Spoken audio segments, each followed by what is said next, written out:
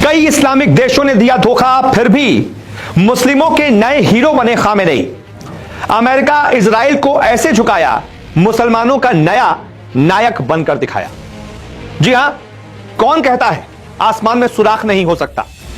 एक पत्थर तो तबीयत से उछालो यार। कौन कहता है कि ईरान जैसा देश इजराइल और अमेरिका को मात नहीं दे सकता, उससे लड़ नहीं सकता, उससे भिड़ नहीं सकता? अगर आपका नाम अयातुल्ला अली खामेनेई है तो आप ये भी कर सकते हैं। और इसी वजह से आज खामेनेई मुसलमानों के नए नायक बनकर उभरे हैं, नए हीरो बनकर उभरे हैं। और क्यों मैं ऐसी बात कह रहा हूं, इसके पीछे वाजिब वजह है। एक एक करके ग्राफिक्स के जरिए, बाकायदा पॉइंटर्स के जरिए मैं आपको दिखाता हूं कि कैसे अयातुल्ला अली खामेनेई ने अमेरिका इजराइल को झुकाया और मुसलमानों का एक नया नायक बनकर दिखाया। एक एक करके मैं आपको समझाता हूं। सबसे पहले, इजराइल के वजूद के बाद से यह पहली जंग थी जिसमें इतने बड़े पैमाने पर इजरायली शहरों पर हमले हुए। क्या कहा जाता था? इजराइल को बहुत मजबूत बताया जाता था। उसके बाद आयरन डोम बताया जाता था कि 90% वो टारगेट को हिट कर देता है, कोई इजराइल पर हवाई हमले नहीं कर सकता। सारी इजराइल की हवाई सुरक्षा इतनी ज्यादा दमदार है कि कोई मिसाइल उस पर नहीं गिर सकती। खामेनेई ने ये सारी बातों को धता बताते हुए इजरायली शहरों पर मिसाइलें गिराई और उसके आयरन डोम की जो 90% की जो सक्सेसफुल रेट था, जो भी उसको कहिए आप, उसको गिराकर 60% कर दिया।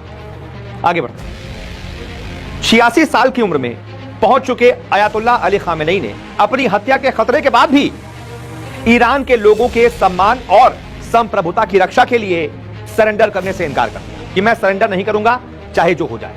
नहीं तो इजराइल अमेरिका एक साथ हैं, कोई भी देश सरेंडर कर दे कि यार इतनी बड़ी ताकतों से कौन उलझेगा। लेकिन अयातुल्ला अली खामेनेई ने कहा कि सरेंडर करना मेरी डिक्शनरी में नहीं है। साथ ही साफ कर दिया कि ईरान के लोग फिलिस्तीन के लिए अपनी आखिरी सांस तक लड़ते रहेंगे, जिसके बाद ईरान का सम्मान पूरी दुनिया के मुसलमानों की नजरों में बढ़ गया, क्योंकि इन्होंने घुटने नहीं टेके। याद वही रखा जाता है जो लड़ता है, घुटने टेकने वालों को कौन याद रखता है?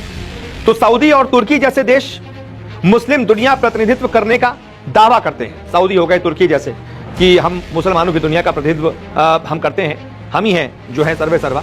लेकिन ये दोनों ही देश इजराइल के खिलाफ एक्शन लेने में नाकाम रहे। कहा जा रहा था कि ईरान भी मुस्लिम देश है, ये दोनों मुस्लिम देश हैं, इनका साथ देंगे, लेकिन दोनों भाग खड़े हुए। ईरान का साथ ही नहीं दिया, अकेला छोड़ दिया, एक तरीके से धोखा दिया। तो मैंने शुरुआत में कहा था ना, इस्लामिक देशों ने दिया धोखा, उसमें ये दो इस्लामिक देश हैं जिनका मैंने जिक्र किया। ईरान द्वारा अमेरिका और इजराइल को दो टूक जवाब देने के बाद अब शिया मुसलमानों के साथ साथ सुन्नी मुसलमानों में खामेनेई का कद जो है ना, वो यहां से यहां हो गया है, क्योंकि उन्होंने साफ देखा है कि खामेनेई ने क्या किया है। पिछले करीब 21 महीनों से जारी गाजा में इजरायली नरसंहार की सऊदी, कतर जैसे खाड़ी देशों ने सिर्फ निंदा ही की है, सिर्फ और सिर्फ कहने के लिए हाँ हम निंदा करते हैं। लेकिन ईरान ने फिलिस्तीन के लिए अपनी प्रतिबद्धता पर अटल रहते हुए शुरुआत से ही इजराइल की नाक में दम किया हुआ है।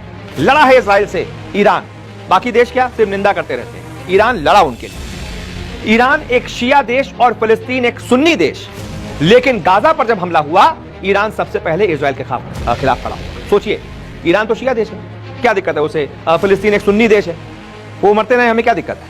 लेकिन नहीं, उसके बावजूद सिर्फ मुसलमानों के लिए ईरान सबसे पहले इजराइल के खिलाफ खड़ा हुआ। युद्ध की शुरुआत से ही ईरान के जो प्रॉक्सी, हूती, हिजबुल्लाह जैसे संगठनों ने इजराइल की नाक में दम किया हुआ था।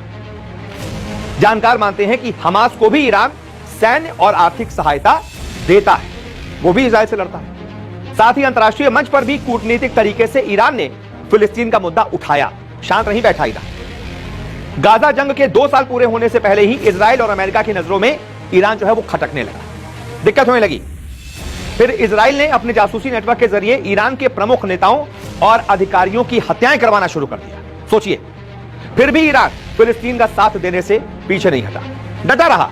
खामेनेई डटे रहे, मैं पीछे नहीं हटूंगा। पीछे हटना या घुटने टेक देना, ये मेरा स्टाइल नहीं है। फिर 13 जून आता है। 13 जून को इजराइल ने ईरान पर हमला बोलकर उसके कई सैन्य और परमाणु केंद्रों को निशाना बनाया। साथ ही करीब 30 बड़े अधिकारी और वैज्ञानिकों की हत्याएं करवा दी। कोई भी देश होता थोड़ा टूट जाता, घबरा जाता। इजराइल के इस हमले के बाद दोनों के बीच संघर्ष बढ़ गया और ईरान इजराइल के बीच लगातार 10 दिनों तक हवाई हमले शुरू हो गए।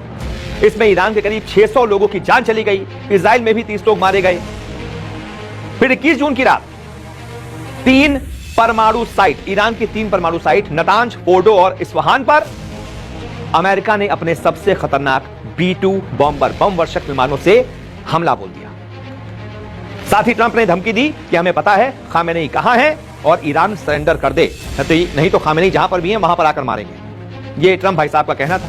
क्या हुआ उसके बाद? कुछ कर पाए? कुछ नहीं कर पाए। खामेनेई ने अपनी जान की परवाह किए बिना अपने उत्तराधिकारी तय करते हुए देशवासियों से अपील की कि मेरी जान की कोई कीमत नहीं है, कोई कीमत नहीं रखती। मेरे बाद ईरान को आपको इस्लामिक गणराज्य के लिए खड़े रखना है, झुकना नहीं है, खड़े रखना है, लड़ना है।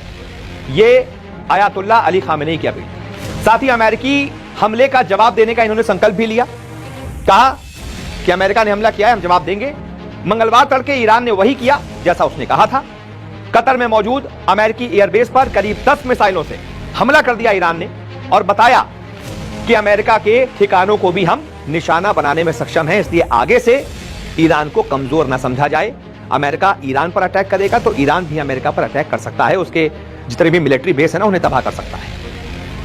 यहां से भी अयातुल्लाह अली खामेनेई एक लीडर के रूप में पूरे मुस्लिम देशों में, मुसलमानों में एक बड़े हीरो के रूप में आ गया है। यार लीडर तो ये है, झुका ही नहीं, लड़ा। अमेरिका से भी नहीं डरे खामेनेई। ईरान ने अमेरिका और इजराइल को सीज फायर के लिए मजबूर कर दिया, एक तरीके से दोनों को मजबूर कर दिया। एक छोटा देश ईरान, इजराइल और अमेरिका जैसे बड़े बड़े देशों को खत्म, नेस्तनाबूद, झुका दिया। किसने? अयातुल्लाह